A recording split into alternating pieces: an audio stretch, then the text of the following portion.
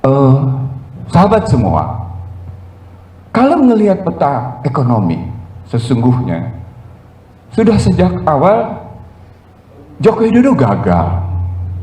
Ingat nggak kampanye 2014 yang berteriak-teriak $1 sampai dengan 10.000 siapa? Media apa saja?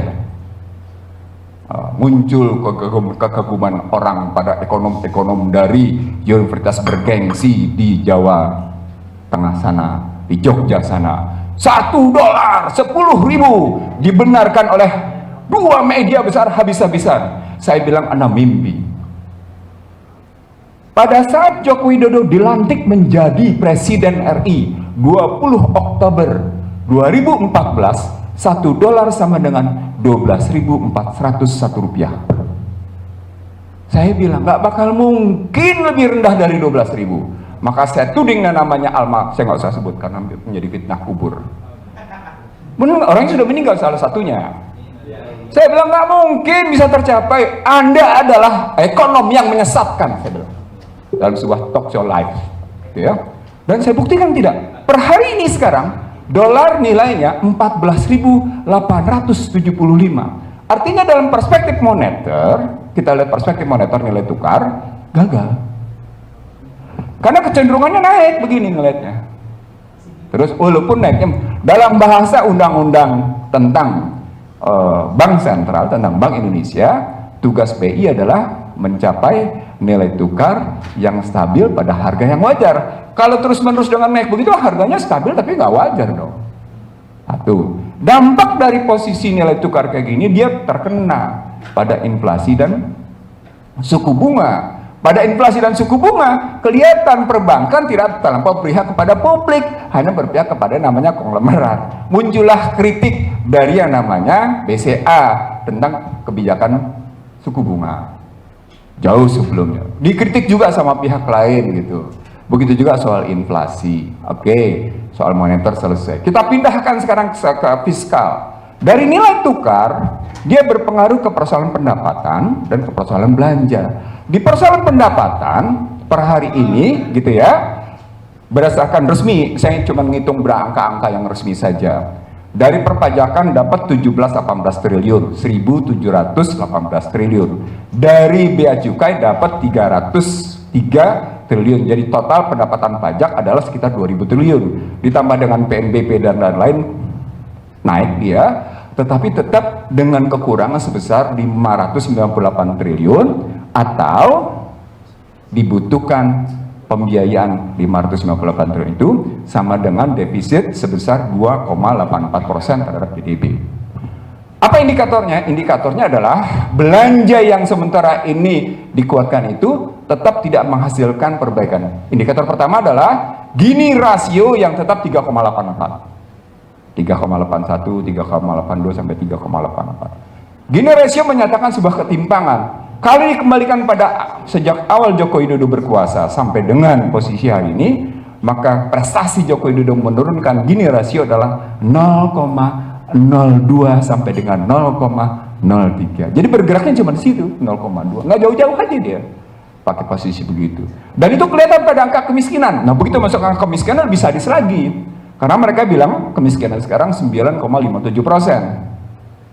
Tetapi andai kata 1,9 dolarnya itu diikuti titah Bank Dunia yang menyatakan perlunya angka kenaikan itu menjadi 3,2 dolar, maka angka kemiskinan disebut orang sebagai 40%. Saya menghitung bukan 40%. Kalau pakai hitung-hitungan BPS gitu ya, dia bergerak antara 27 sampai 40. Logikanya begitu. Itu berarti berhubungan dengan pengangguran. Siapa yang nganggur? Yang nganggur sarjana. Apa poinnya berarti? Itu berarti belanja negara tidak efektif. Ketemu deh. Pantes kalau begitu tax ratio susah sekali naik karena belanjanya tidak efektif.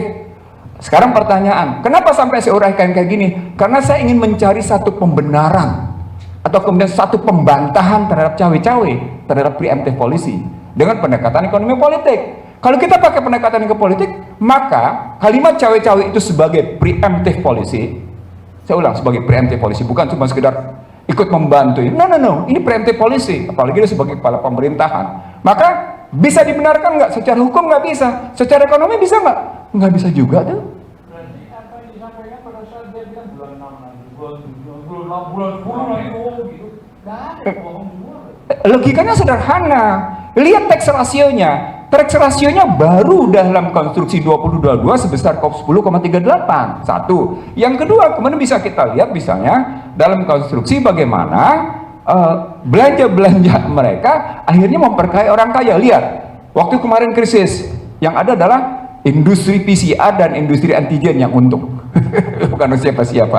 Nah, artinya logika cawe-cawe itu, logika terlibatan untuk yang namanya jujur dan adil dalam rangka tadi pakai istilah itu, dalam rangka demi negara dan demi pembangunan, sesungguhnya nggak bisa didapat pembenaran. Jadi deminya itu kan argumentasinya, demi negara dan demi melanjutkan pembangunan, itu kan argumentasinya nggak terpenuhi gitu. Itu dari aspek itu. Sekarang kita lihat lebih lanjut, Bapak Ibu sekalian. Kalau kita melihat konstruksinya begitu, secara hukum politik begini, secara ekonomi seperti yang saya sebut sekarang, apa yang bisa kita dapat dari posisi sekarang? Sesungguhnya dari mulai kasus Partai Prima,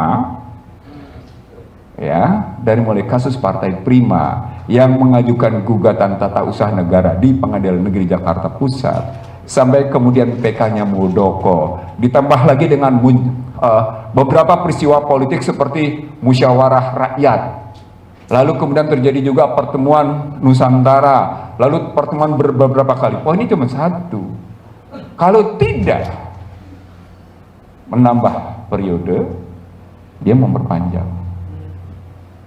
Oke, saya sudah tahu sejak awal PDIP tidak pernah setuju untuk penambahan periode.